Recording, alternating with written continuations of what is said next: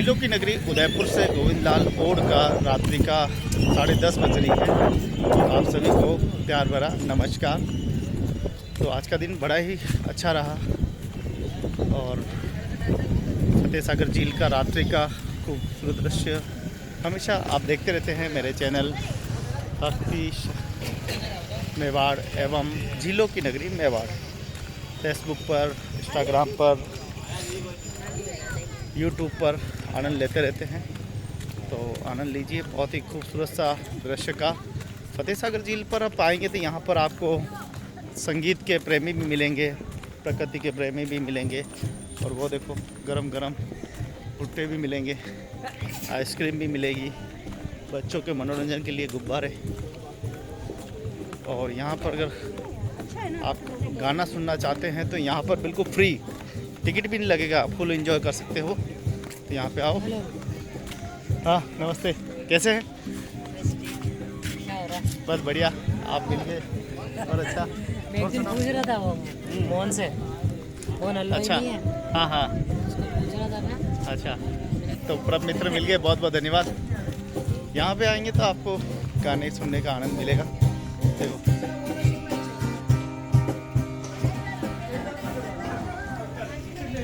चलो, शूट करने वाले भी कितने हैं, फुल शूट करने वाले भी यहाँ पे है और खूब गाना सुनते हैं यहाँ बैठकर। संगीत प्रेमी हैं सारे के सारे। तो झीलों की नगरी का फतेह सागर झील से एक बहुत खुशखबरी मैं आपको सुनाता हूँ कि 12 और 13 को देखो तैयारी चल रही है पूरी। हरियाली अमावस की तैयारी और आज़ादी का पर्व दोनों ही आने वाले हैं। हमारे स्वतंत्रता का पर्व। हमारे देश में बच्चों को आज के समय आगामी शिक्षा देनी चाहिए। वास्तव में बहुत सारे चिंतकों ने ये कहा है कि हमें पहले वाले इतिहास को पढ़ाया जा रहा है, बस ग्रसते रहो, घसीटते रहो। कुछ नया होना चाहिए। जब भारत उन्नति कर रहा है तो कुछ नया, प्रगति। और एक बात बहुत अच्छी लगी कि चाइना ने अपने देश में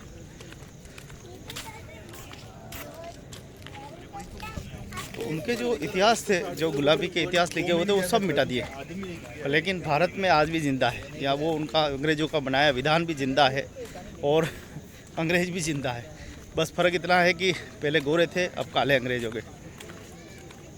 वो मैं इसलिए कह रहा हूँ क्योंकि जनता द्वारा चुनी गई सरकार, जनता के द्वारा चुनी गई, तो जनता की बात सबसे पहले होनी चाहिए।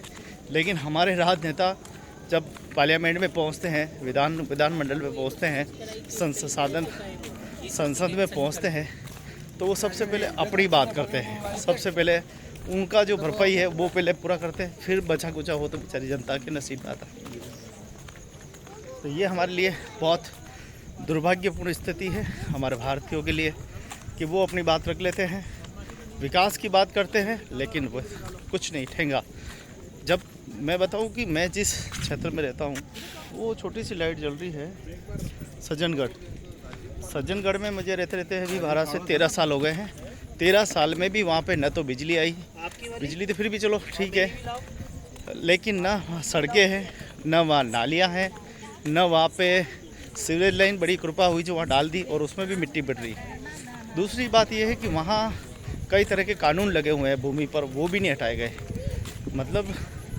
मतलब जो काम एक पॉलिटिकल व्यक्ति का होता है, जो जनता की भलाई के लिए जाता है, उसके ये सारे काम हैं।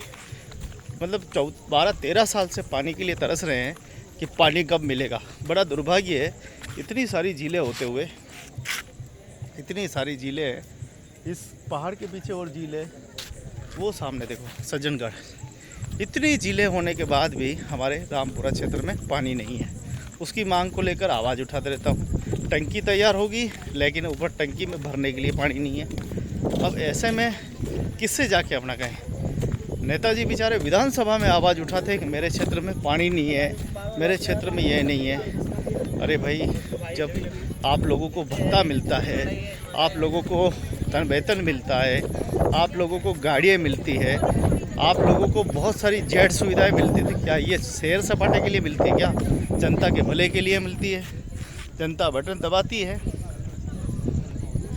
जनता बटन दबाती है थंब लगाती है और फिर आप लोगों को चुनती है। और आप क्या दिखाते हैं उसके बदले में? ठेंगा। आप सुनते ही नहीं उनकी बात।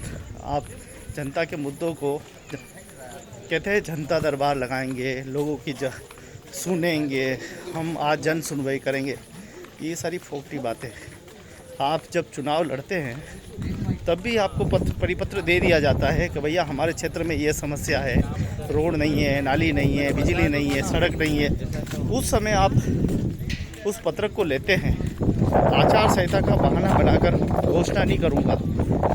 ये भी आपके मुंह से कहते हैं कि मैं घोषणा नहीं कर सकता, अभी क्या आचार संहिता लगी हुई है, लेकिन मैं बन जाऊँगा तो ये काम करूँगा।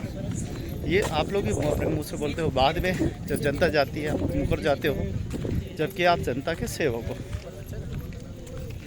हर जगह विकास करना आपका काम है, विकास के लिए चुना जाता है।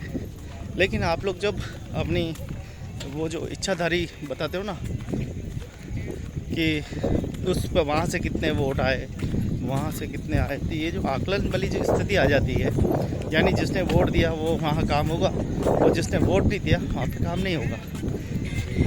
देश आज़ादी के 78 वर्ष ही अभी गुजरे हैं, अभी तो एक शताब्दी भी हमने पूरी नहीं की है और आज इस तरीके के भेदभाव पनप रहे हैं।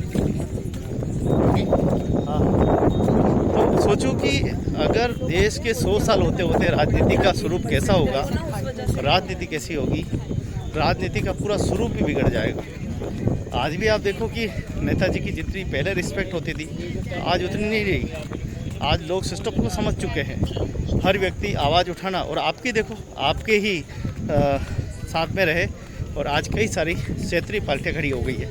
क्षेत्रीय दल क्षेत्रीय मुद्दों पर खड़े हो रहे हैं, वो ऊपर भी आ रहे हैं। कांग्रेस ने क्या किया था? कांग्रेस में यही हुआ था, कांग्रेस ने हमेशा वो देखा कि हमारे बाप का राज है, जैसे हम तो कभी जाने वाले ही नहीं हैं। और देखो आप साउथ से उनका सुपड़े साफ होने शुरू हुए, कई जगह से आज पूरे भारत में सब जगह से सुपड़े साफ हो गए, सिमट गई। तो ऐसा ना हो कि वर्तमान सरकार भी पर ध्यान दे, मुद्दों पर ध्यान दे। देश क्या मांग रहा है, बच्चे क्या मांग रहे हैं, बुजुर्ग क्या मांग रहे हैं। किसी को फ्री नहीं चाहिए, आप उनके हाथों में रोज़गार दीजिए। जब व्यक्ति के हाथों में रोज़गार होगा तो उसका दिमाग लगा रहेगा, वो गलत काम नहीं करेगा, अच्छे काम करेगा। आप देखो गुजरात, महाराष्ट्र जैसे बड़े प्रदेशों में, छोटे हैं राजस्थान से, फिर भी वहाँ इंडस्ट्रीज बहुत है, वहाँ औद्योगिकरण बहुत है। राजस्थान का बड़ा जो तबका है वो जाकर गुजरात और महाराष्ट्र और कई साउथ के इलाकों में, दिल्ली में जाके काम करता है।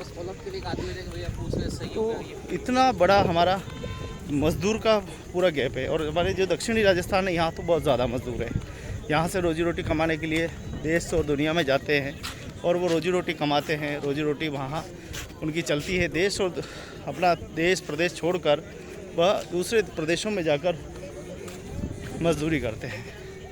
तो ये सरकार की जिम्मेदारी है कि मैं देख रहा हूँ, मुझे भी आज थोड़ी समझ तो है, 20 साल की समझ है, 20 साल में अभी तक एक भी इस मेवाड़ क्षेत्र में रोज़गार की कोई अवसर नहीं आए। सरकारी नौकरियां नहीं चाहिए, प्राइवेट भी नहीं चाहिए। अरे भाई कोई फैक्ट्री, कोई इंडस्ट्रीज, कोई ऐसा डालो जिससे कि हज़ारों लोग एक साथ काम कर सकें। आज जनजाति इलाकों में आप देखो बड़े बड़ी बातें करते हैं नेताजी, टाइगर ला रहे हैं, बांध बना रहे, ठीक है आवश्यकता है, आवश्यकता होना चाहिए, लेकिन सबसे बड़ा उनको रोज़गार तो दो। कोई इंडस्ट्रीज, कोई फैक्ट्री, कुछ तो लाओ, कोई स्किल का लेके आओ ताकि इन लोगों को काम मिले, रोज़गार मिले और ये लोग आपके गुण गाए, याद करें। लेकिन व्यवस्था ही ऐसी बना दी है कि कहीं मेरे से आगे नहीं निकल जाए। पढ़ लिख जाएंगे आदिवासी, पढ़ लिख जाएंगे ओबीसी वाले तो राज करेंगे, फिर मांग करेंगे, सरपंच बन जाएंगे, विधायक बन जाएंगे। ये कहीं की डर सता रहा है, इसीलिए लोगों को आगे नहीं आने देते। आखिर कहाँ गए वो दिन जब खेत के अंदर हमारे विधायक, पूर्व विधायक राजसमंद वाले कहते हैं कि मैं खेत हाँक रहा था और मेरे को अचानक पार्टी की तरफ से टिकट आया और मैंने टिकट पे चुनाव लड़ा, जीता। यानी जब एक बद्रीलाल जी इतना बड़ा काम कर सकते हैं तो वो पद्धति कहाँ चली गई? उस किसान को आज क्यों नहीं दिया जा रहा है? उस मजदूर को क्यों नहीं दिया जा रहा है? बस बड़े बड़े लोगों को दिया जा रहा है जो हज़ारों लाखों करोड़ों की बात करते हैं। उन लोगों को टिकट दिया जा रहा है। तो गरीब व्यक्ति को देखा भी नहीं जा रहा है, चाहे भाजपा हो, चाहे कांग्रेस हो, चाहे कोई भी दल हो। बस जिसके जेब में माल है उसको टिकट मिलता है, बाकी हरे हर जिसके पास माल नहीं है उसको बेचारों को पार्षद का टिकट भी नहीं मिलता है। तो ये है हमारे देश का दुर्भाग्य। इसके खिलाफ कोई आवाज़ नहीं उठाता। सही कहा था हमारे एडवोकेट गणपत जी लड्डा ने, बिल्कुल सही कहा कि वो लोग बेड़ियों से बंधे हुए हैं, उन्हें पता नहीं कि हम गुलाम बन गए। तो मौन रहना भी एक गुलामी है, ये भी एक गुलामी और सलामी में आता है। तो इसके खिलाफ आवाज़ उठानी चाहिए और रात नेताओं को समझना चाहिए कि समय रहते बदल जाओ, नहीं तो वक्त तुम्हें बदल देगा। वक्त का कोई भरोसा नहीं है, वक्त कब किस दिशा में बदल जाए। बातें भले कड़वी हो सकती है लेकिन सत्य और एकदम सत्य है, और नहीं मानोगे तो एक दिन राम राम सत्य भी हो जाएगा। जागो और अपने कर्तव्यों को पूरा करो। कर्तव्य पूरा करोगे तो लोग तुम्हें याद करेंगे, नहीं करोगे तो लोग भूल जाएंगे।